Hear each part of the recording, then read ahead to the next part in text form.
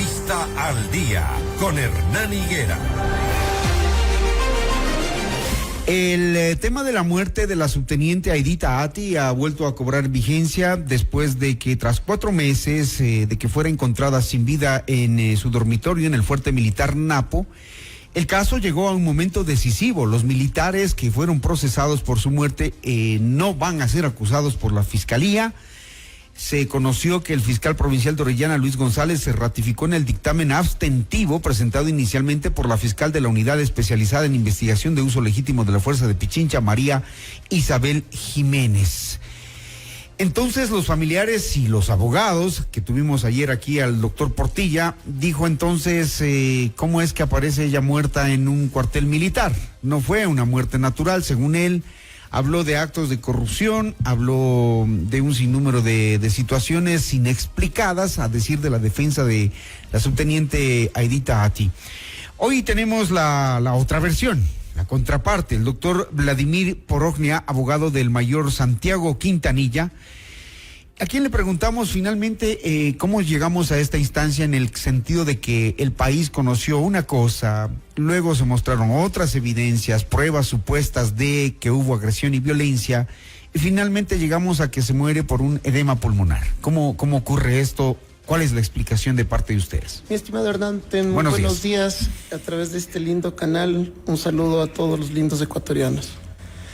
Mi estimado Hernán, te voy a merecer un favor y permíteme en primer lugar replicar no a la persona, no al señor Ángel Portilla, al abogado, al profesional, sobre la entrevista que tuvo el día de ayer. Mira, él fue destituido de la defensa del caso Ati el 21 de agosto. Él fue defensa, ahora ya no lo es. Él ha aclarado, por lo menos tuvo esa certeza de aclarar que ya es de un Comité de Derechos Humanos del Ecuador, cuando había dado una entrevista, cuando ya no había sido ni siquiera abogado. La jueza Mireya Torres, en la audiencia de sustitución de medidas, le preguntó al señor Ati, le dijo, discúlpeme señor Ati, yo estoy preocupada por usted, ¿por quién le está representando? Refiriéndose al doctor Ángel Portilla, porque confundió dos figuras, que es la excusa y la recusación. Le trataron de recusar a la jueza sin haber presentado una demanda con normas de COGEP. Y eso le preguntó a la jueza en audiencia. ¿Qué acontece? ¿Qué dijo el día de ayer? Habló de corrupción. Así es. Yo le reto... Y le preguntamos si tiene pruebas. Y no respondió. No respondió.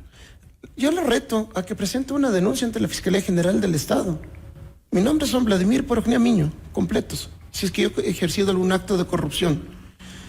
Las denuncias se la puede receptar, pero existen, y es la regla general, Fiscalía va a receptar, pero puede tener consecuencias de que se declare temerario malicioso.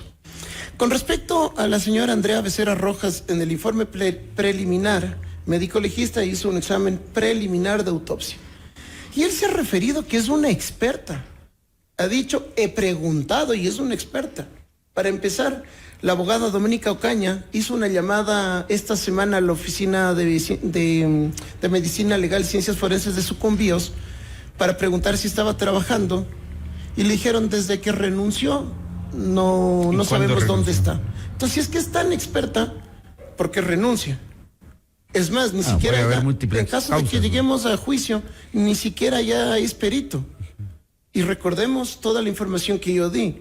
La experta que, al decir del colega, él ha preguntado que es una experta, tiene una maestría en medicina y una maestría en prevención de riesgos laborales, no es médico legista, no tiene un diplomado, un curso, un taller, alguna capacitación que le acredite como médico legista. Y eso ya lo expuse y es información pública. Hablado de fraude procesal.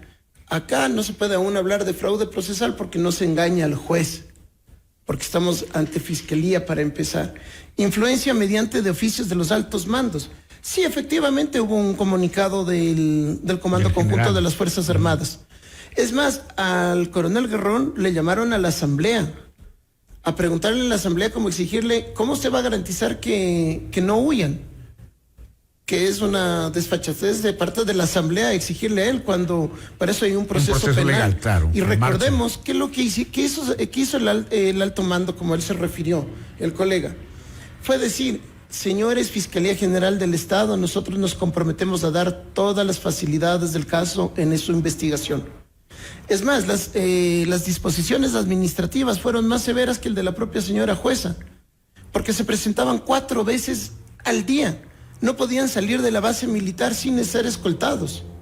Cuando la jueza le puso en la segunda ocasión, cuando le sustituyeron la prisión preventiva, que se haga presentaciones 3 veces por semana y la prohibición de salida del país.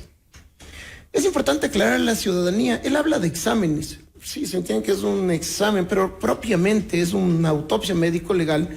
Esta está sentada o se asienta en un informe escrito, y ese informe, en caso de que se llegue a juicio, se defenderá bajo juramento por parte de los peritos.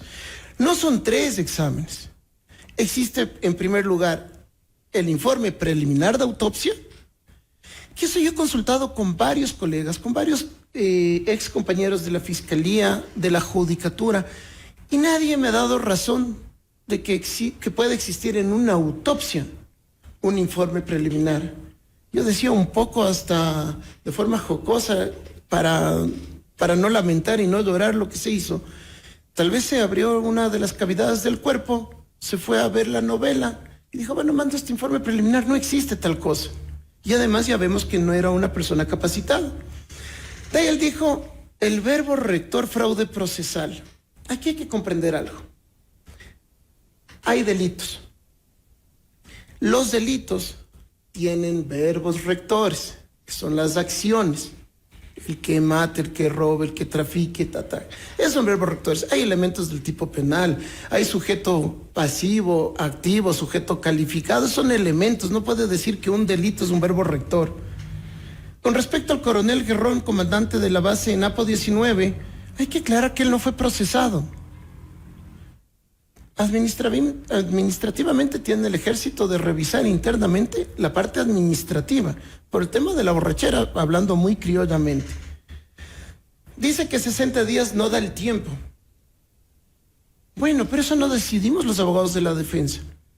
Eso lo decidió el fiscal Fabricio Zambrano. Como titular de la acción penal pública, decide si es que iniciaba una instrucción de 30 días y ganaron a costillas de 2 inocentes más, 30 días más. Pero eso decidió Fiscalía. En el caso del cadete que se ahogó en las Mil hace casi 6 años, tuve la oportunidad igual de patrocinarle a uno de los militares, y Fiscalía y acertadamente dijo: sí, puede ser muy polémico, estarán en los medios de comunicación, pero esto se tiene que dejar en investigación previa, para ser una investigación seria y no acelerada. Refirió además que la exhumación fue tardía.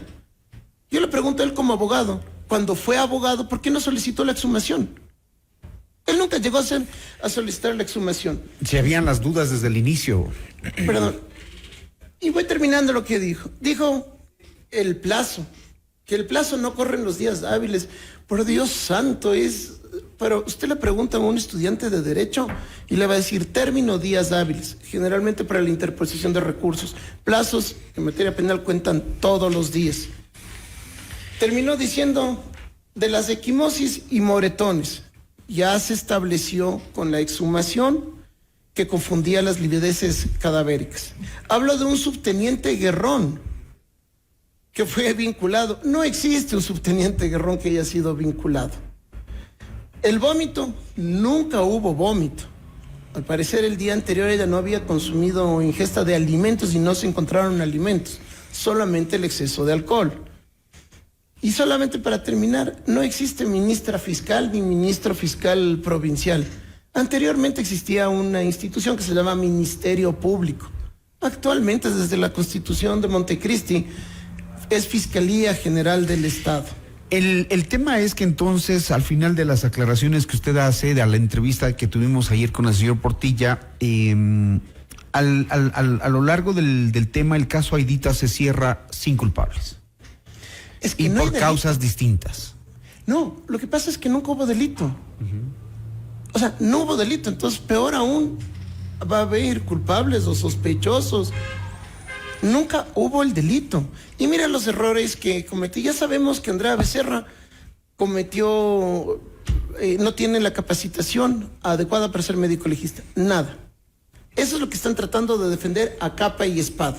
¿Qué queda en el proceso ahora, después de todo lo que ha pasado? ¿En qué estado está el proceso? Ok, ahorita, obviamente, primero hubo un dictamen abstentivo por la fiscal de Quito. Lo acabamos de decir. La doctora Isabel Jiménez Zambrano, muy objetivamente. El delito supera una pena privativa de libertad de 15 años. Al superar una pena privativa de libertad de 15 años, este dictamen tiene que ser automáticamente puesto en conocimiento del fiscal provincial, es decir, el superior. El superior tenía dos opciones, revocar o ratificar. El fiscal provincial ratificó y este dictamen, esta ratificación es puesta en conocimiento de la señora jueza. La norma le establece el artículo 600 del Código Orgánico Integral Penal, que tiene 10 días. ¿Por qué tiene 10 días? Que están corriendo, ¿no? Ajá. Ya están corriendo. Sí. ¿Por qué? Desde que le notifique a la jueza. Porque no existen personas privadas de libertad al día de hoy. Y en estos 10 días tiene que dictar el sobrecimiento. El sobrecimiento es una figura jurídica que pone fin al proceso penal. De este sobrecimiento no existe apelación alguna. ¿Por qué? Porque se entiende que fue revisado incluso por el fiscal provincial. Existe solamente el recurso de apelación al sobrecimiento cuando existe acusación. En este caso, no existió acusación. Y permíteme hacer una... Rápidamente, estamos por cerrar el noticiero. Al sistema. Imagínate que hubo una reunión el 3 de octubre del 2024. El señor Luis Atti, Galo Quiñones, su defensa, la Defensoría Pública, el equipo de género de la Fiscalía General del Estado, con el doctor Luis González, fiscal provincial Orellana, cuando este dictamen estaba en consulta de él. ¿Ustedes sospechan qué? Que hubo presiones y lo que trataron era de contaminar el criterio y presionar al fiscal provincial para que revoque, sin la comparecencia de ninguno de los abogados de los 6 militares inocentes. Reunión entre gallos y de medianoche. Aquí está la constancia. El artículo 103. ¿La situación de los militares cuál es ahora? ¿Están esperando los 10 días? El sobrecimiento, y con el sobrecimiento la señora jueza va a levantar ya las medidas alternativas de la prisión preventiva. ¿Y administrativamente cómo están ellos? Tengo entendido que fueron sancionados administrativamente en primera instancia. Ellos han decidido ejercer su defensa de forma personal. Dentro de Fuerzas Armadas. Tengo entendido que han apelado, un poco ahí les asesoré que existe una norma constitucional que es el derecho de proporcionalidad, es decir, que la sanción tiene que ser proporcional a la acción o a la ¿Y con qué lo omisión. sancionaron? Desconozco, solamente sé que le siguieron un proceso. Mira. Muy bien, doctor Prognia. Estamos finalizando el informativo. Creo que se ha aclarado la situación que usted quería aclarar en torno a la entrevista del día de ayer. Sabemos que el proceso está en marcha todavía. Vamos a esperar las decisiones de la función judicial, ¿no? Claro. Del juez, en este caso. Solo permíteme esto. Estamos ya sobre la hora. Okay. Le agradezco mucho. Habrá otra oportunidad. Se basa en varios peritajes. En los peritajes toxicológicos, los hisopados de ADN. Nunca hubo proteína P30, es decir que mucha más fuerza y nutrido de varios informes es el informe pericial de exhumación realizado por 2 médicos legistas. ¿Qué dicen en la conclusión? En la conclusión, te voy a decir con la parte de sexual, en el procedimiento no se constató la existencia de lesiones traumáticas o desgarros a nivel ilineal ni perineal. Ratifique o ratifiquen la causa de la muerte. No lo ratificamos en la causa de la muerte que consta en el protocolo de autopsia médico legal. En el informe de inspección ocular técnica debió ser considerado herramientas de apoyo crucial como el manejo de riguroso y multidisciplinario del caso, descripción de las livideces cadavéricas y el esperado resultados de los exámenes de laboratorio, como el toxicológico y histopatológico. Causa de la muerte. Sido necesarios edema pulmonar agudo por intoxicación alcohólica. Bien, esta es la entrevista con Vladimir Prognia, abogado del mayor Santiago Quintanilla, quien nos ha detallado el informe médico final con el que prácticamente se va cerrando el caso. Esperamos el transcurso de estos 10 días que nos señala para el pronunciamiento de la juez que va a conocer el tema. Gracias, doctor Prognia. Muchas gracias y gracias a todos sus seguidores. Son las 7 de la mañana, 2 minutos. Gracias a ustedes, amables oyentes, por su sintonía.